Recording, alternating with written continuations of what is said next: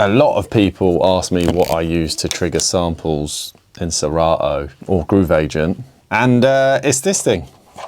It is the Presonus Atom. I use it with Cubase 14, which isn't the most obvious setup, but once you've got it working, it does actually work pretty well. So I thought I'd show you how I've mapped it and how I use it when I am writing. I've tried quite a few controllers, but I like how simple this one is. It lets me stay in the flow state. I can bang out ideas without touching a mouse. And that's what it's all about, really. So we've got Serato Sample here loaded in Cubase 14. Off the bat, the Atom does actually trigger MIDI notes. It starts here in the bottom left from C3. If for some reason you do not see all blue pads, you can just press Setup and Pad 1. That will take you to all drum pads. If you hit 2, it's in keyboard mode, but effectively for what we're doing, we'll leave it on Pad 1. So off the bat, like I say, it does send MIDI signals from C3, but you can't use these transport controls, play, stop, which can be useful.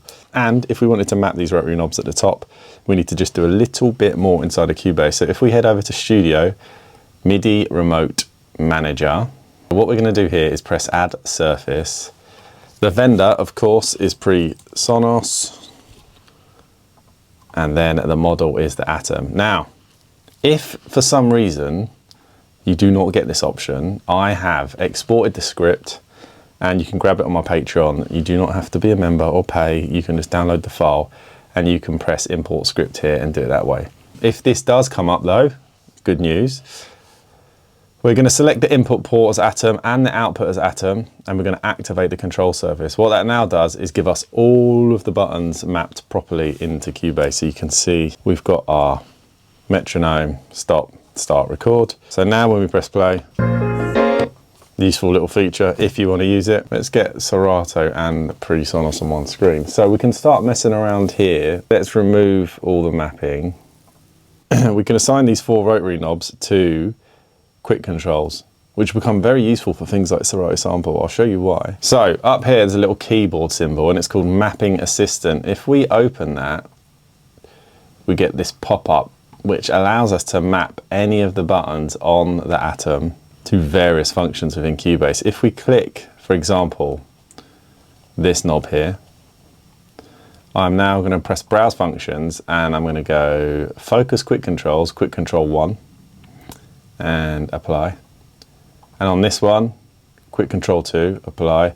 On this one, 3, you get the idea, and on this one, 4. Now, you could map some of these other buttons here on the right, as you can see. I'm going to leave them for now. And then, if you go over to a synth, a plugin, whatever it might be, you will see this little QC icon, usually at the top. Hit that.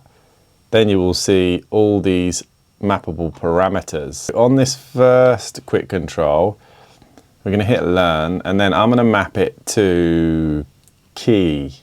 So you can see here, I'm adjusting the knob, and it is changing the key. So when you're playing all with one hand,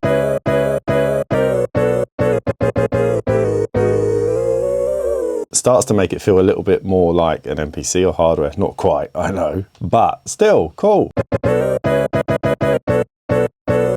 And then let's look at number 2. Let's turn Learn back on and let's do BPM. So now number 2.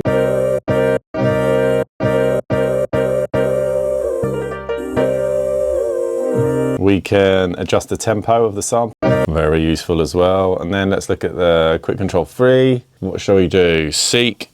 Right, in Serato, sadly, the seek jumps in like 0.7%, so it's not actually that useful to use it to chop, but you know, you can quickly flick through the track. It's kind of helpful. Parameter 4, perhaps we map it to a particular cue, so let's do Q1 filter.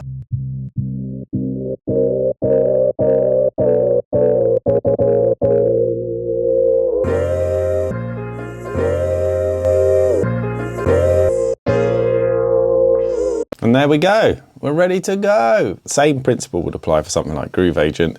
You could remap your quick controls, and then, you know, they only affect the plugin that you have open at the time, so you can use them as many times as you want. One last thing, if you run out of your 16 pads, you can press bank, and then 2, and we're on to the next 16, 3, next, and next. Very Cool. You could also use full level here or full level off. This is for like velocity. Full level will always trigger the sample at its loudest volume. Turn that off for a more expressive hit.